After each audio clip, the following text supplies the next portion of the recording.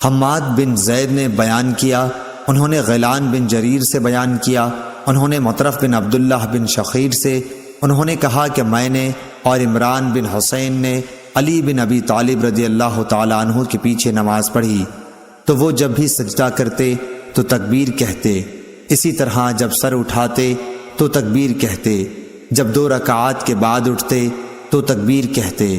جب نماز ختم ہوئی تو عمران بن حسین نے میرا ہاتھ پکڑ کر کہا کہ حضرت علی رضی اللہ تعالیٰ عنہ نے آج حضرت محمد صلی اللہ علیہ وسلم کی نماز یاد دلا دی، یا یہ کہا کہ اس شخص نے ہم کو حضرت صلی اللہ علیہ وسلم کی نماز کی طرح آج نماز پڑھائی۔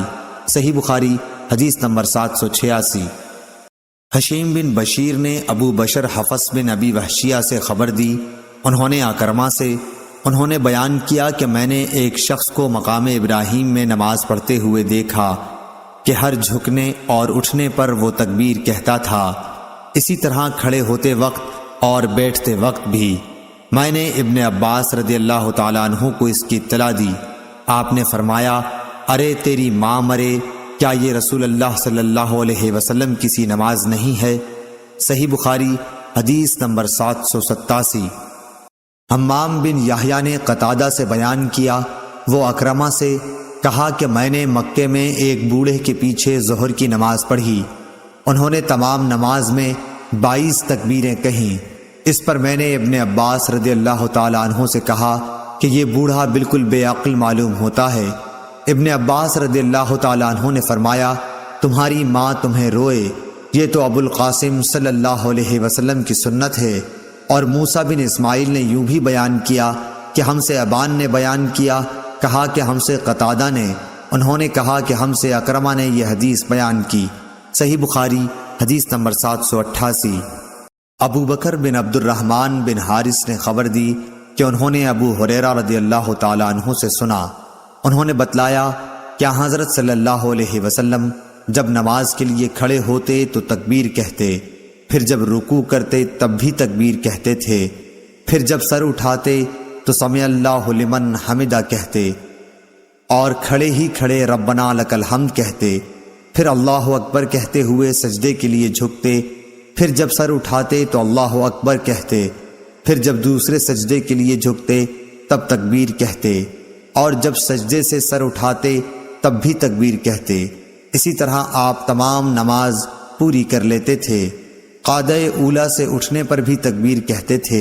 اس حدیث میں عبداللہ بن صالح نے لیس کے واسطے سے بجائے ربنا لک الحمد کے ربنا ولک الحمد نقل کیا ہے۔ ربنا لک الحمد کہے یا ربنا ولک الحمد، واو کے ساتھ ہر 2 طریقے سے درست ہے۔ صحیح بخاری حدیث نمبر 789۔ شعبہ نے بیان کیا ابو یغفور اکبر سے، انہوں نے بیان کیا کہ میں نے مصعب بن سعد سے سنا، انہوں نے کہا کہ میں نے اپنے والد کے پہلو میں نماز پڑھی اور اپنی دونوں ہتھیلیوں کو ملا کر رانوں کے درمیان رکھ لیا۔ اس پر میرے باپ نے مجھے ٹوکا اور فرمایا کہ ہم بھی پہلے اسی طرح کرتے تھے، لیکن بعد میں اس سے روک دیے گئے اور حکم ہوا کہ ہم اپنے ہاتھوں کو گھٹنوں پر رکھیں۔ صحیح بخاری حدیث نمبر 790۔ شعبہ نے بیان کیا سلیمان اعمش کے واسطے سے، کہا میں نے زید بن وہب سے سنا، انہوں نے بیان کیا کہ حذیفہ بن یمان رضی اللہ تعالی عنہ نے ایک شخص کو دیکھا کہ نہ رکوع پوری طرح کرتا ہے نہ سجدہ، اس لیے آپ نے اس سے کہا کہ تم نے نماز ہی نہیں پڑھی، اور اگر تم مر گئے تو تمہاری موت اس سنت پر نہیں ہوگی جس پر اللہ تعالیٰ نے محمد صلی اللہ علیہ وسلم کو پیدا کیا تھا۔ صحیح بخاری حدیث نمبر 791۔ شعبہ نے بیان کیا، انہوں نے کہا کہ مجھے حکم نے ابن ابی لیلہ سے خبر دی، انہوں نے برا بن عازب رضی اللہ تعالی عنہ سے، انہوں نے بتلایا کہ نبی کریم صلی اللہ علیہ وسلم کے رکوع و سجود، دونوں سجدوں کے درمیان کا وقفہ، اور جب رکوع سے سر اٹھاتے تو تقریباً سب برابر تھے سوائے قیام اور تشہد کے قعود کے۔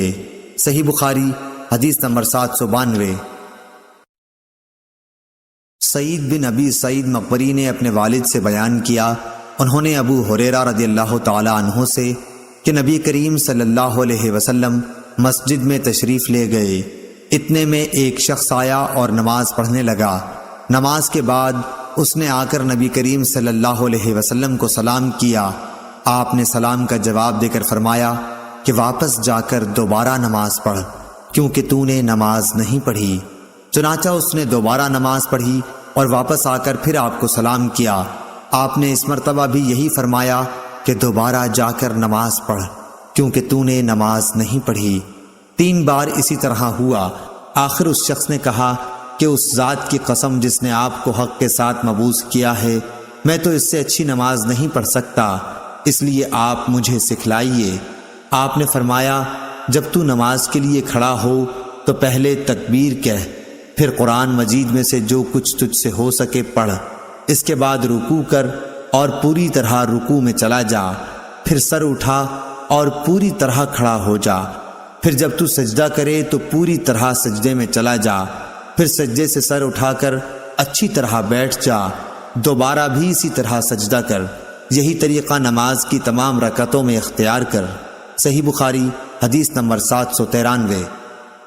شعبہ نے بیان کیا، انہوں نے منصور بن معتمر سے بیان کیا، انہوں نے ابو الضحیٰ مسلم بن صبیح سے، انہوں نے مسروق سے، انہوں نے عائشہ رضی اللہ تعالی عنہا سے، انہوں نے فرمایا کہ نبی کریم صلی اللہ علیہ وسلم رکوع اور سجدے میں سبحانک اللہم ربنا وبحمدک اللہم اغفر لی پڑھا کرتے تھے۔ صحیح بخاری حدیث نمبر 794۔ ابن ابی ذئب نے بیان کیا، انہوں نے سعید مقبری سے بیان کیا، انہوں نے حضرت ابو ہریرہ رضی اللہ تعالی عنہ سے کہ نبی کریم صلی اللہ علیہ وسلم جب سمع اللہ لمن حمدہ کہتے تو اس کے بعد اللہم ربنا ولک الحمد بھی کہتے۔ اسی طرح جب آپ رکوع کرتے اور سر اٹھاتے تو تکبیر کہتے۔ دونوں سجدوں سے کھڑے ہوتے وقت بھی آپ اللہ اکبر کہا کرتے تھے۔ صحیح بخاری حدیث نمبر 795۔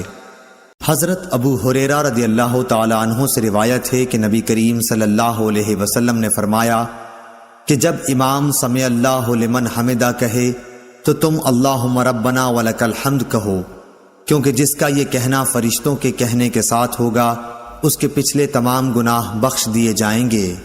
صحیح بخاری حدیث نمبر 796۔ معاذ بن فضالہ نے بیان کیا، انہوں نے ہشام دستوائی سے، انہوں نے یحییٰ بن ابی کثیر سے، انہوں نے ابو سلمہ سے، انہوں نے حضرت ابو ہریرہ رضی اللہ تعالی عنہ سے، انہوں نے کہا کہ لو میں تمہیں نبی کریم صلی اللہ علیہ وسلم کی نماز کے قریب قریب کر دوں گا۔ چنانچہ حضرت ابو ہریرہ رضی اللہ تعالی عنہ ظہر، عشاء اور صبح کی آخری رکعات میں قنوت پڑھا کرتے تھے۔ سمع اللہ لمن حمدہ کے بعد یعنی مومنین کے حق میں دعا کرتے اور کفار پر لعنت بھیجتے۔ صحیح بخاری حدیث نمبر 797۔ اسماعیل بن علی نے بیان کیا، انہوں نے خالد حذا سے بیان کیا، انہوں نے ابو قلابہ عبداللہ بن زید سے، انہوں نے انس رضی اللہ تعالی عنہ سے کہ آپ نے فرمایا کہ دعائے قنوت فجر اور مغرب کی نمازوں میں پڑھی جاتی ہے۔ صحیح بخاری حدیث نمبر 798۔ رفاعہ بن رافع زرقی نے کہا کہ ہم نبی کریم صلی اللہ علیہ وسلم کی اقتداء میں نماز پڑھ رہے تھے، جب آپ رکوع سے سر اٹھاتے تو سمع اللہ لمن حمدہ کہتے۔ ایک شخص نے پیچھے سے کہا ربنا ولک الحمد حمدا کثیرا طیبا مبارکا فیہ۔ آپ صلی اللہ علیہ وسلم نے نماز سے فارغ ہو کر دریافت فرمایا کہ کس نے یہ کلمات کہے ہیں؟ اس شخص نے جواب دیا کہ میں نے۔ اس پر آپ صلی اللہ علیہ وسلم نے فرمایا کہ میں نے 30 سے زیادہ فرشتوں کو دیکھا کہ ان کلمات کو لکھنے میں وہ ایک دوسرے پر سبقت لے جانا چاہتے تھے، اس سے ان کلمات کی فضیلت ثابت ہوئی۔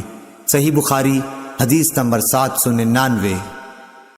شعبہ نے ثابت بنانی سے بیان کیا، انہوں نے بیان کیا کہ حضرت انس رضی اللہ تعالی عنہ ہمیں نبی کریم صلی اللہ علیہ وسلم کی نماز کا طریقہ بتلاتے تھے۔